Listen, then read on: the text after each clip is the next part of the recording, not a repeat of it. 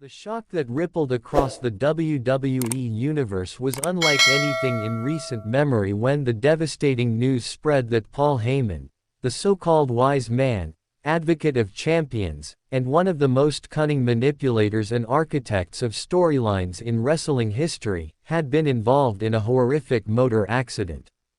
The details that emerged painted a nightmarish picture: mangled wreckage on the highway, twisted steel barely recognizable as a car, shards of shattered glass scattered across the road, the wail of ambulance sirens cutting through the night, and in the middle of it all, the shadow of WWE itself trembling under the weight of uncertainty.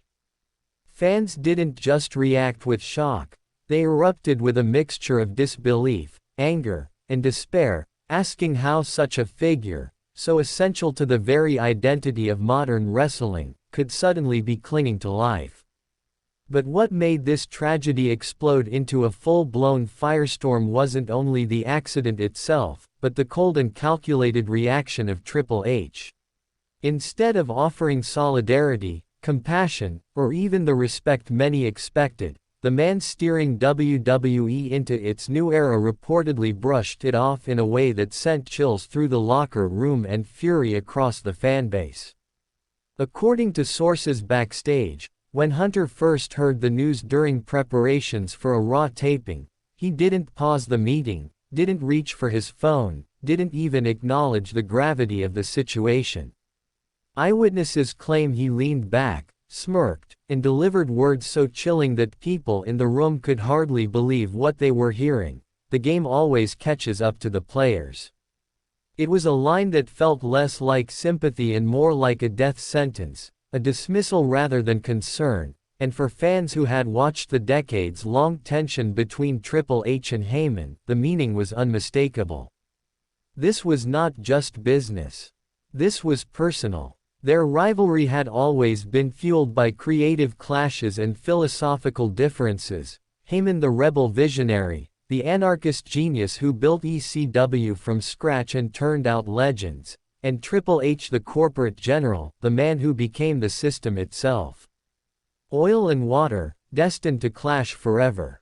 But no one, not even the most hardened cynics, thought Hunter would respond to Heyman's fight for his life with such cold disdain.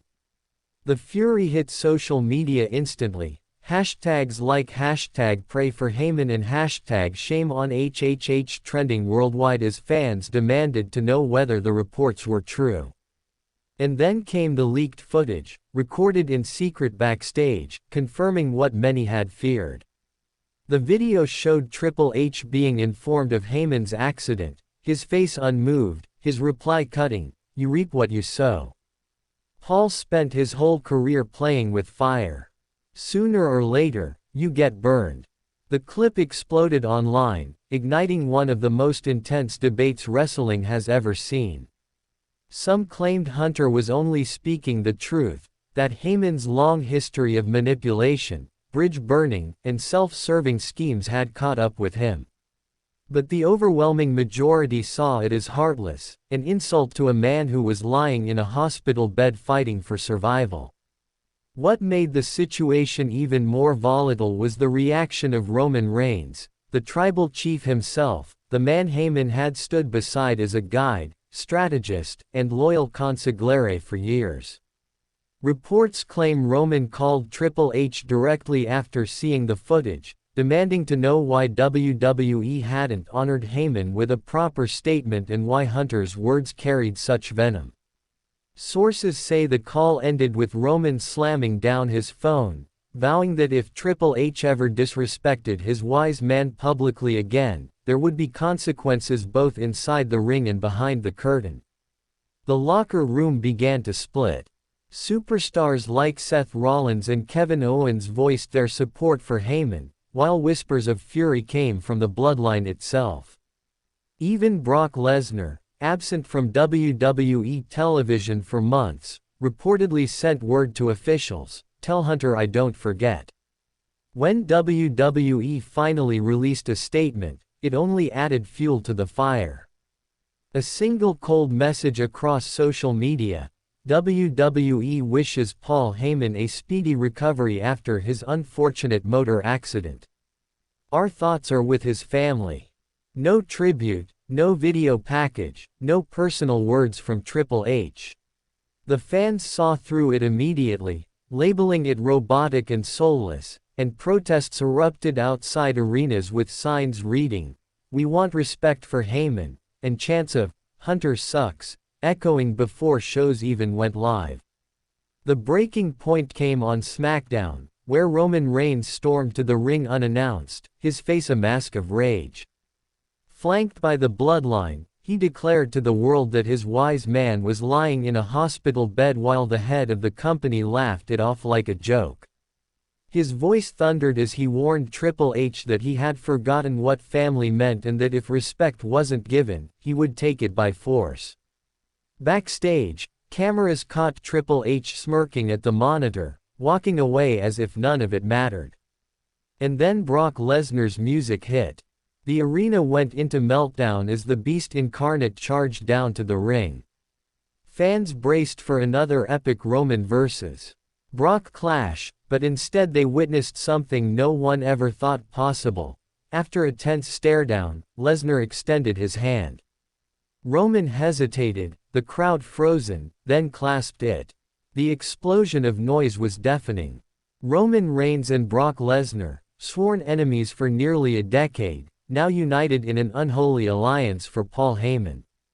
It wasn't just a handshake, it was the declaration of war. War not against each other, but against the man at the top, Triple H. Backstage chaos followed immediately, with creatives scrambling because this wasn't scripted. This wasn't in the plans. This was real, a rebellion forming in front of millions. Headlines erupted, enemies united against the game.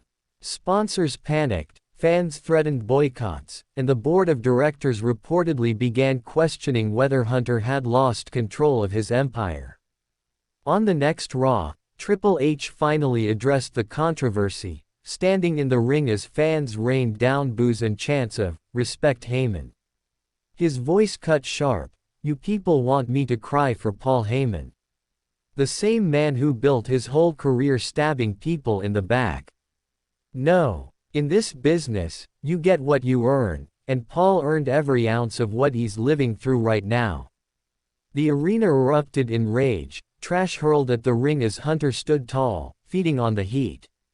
But before the show ended, the Titantron lit up. Roman Reigns appeared live via satellite, his words calm but dripping with menace. "Hunter, this isn't about business anymore. You crossed the line when you disrespected the man who built legacies in this company. You don't get to stand there and play God. And soon, you'll find out who really runs WWE." As the camera panned back, Brock Lesnar stood behind Roman, arms crossed, silent, a sight that sent shivers through the industry. For the first time in years, the King of Kings looked vulnerable, not because of an opponent in the ring, but because the very foundation of his empire was crumbling beneath him. And the unholy alliance of Roman Reigns and Brock Lesnar was now aimed directly at his throne.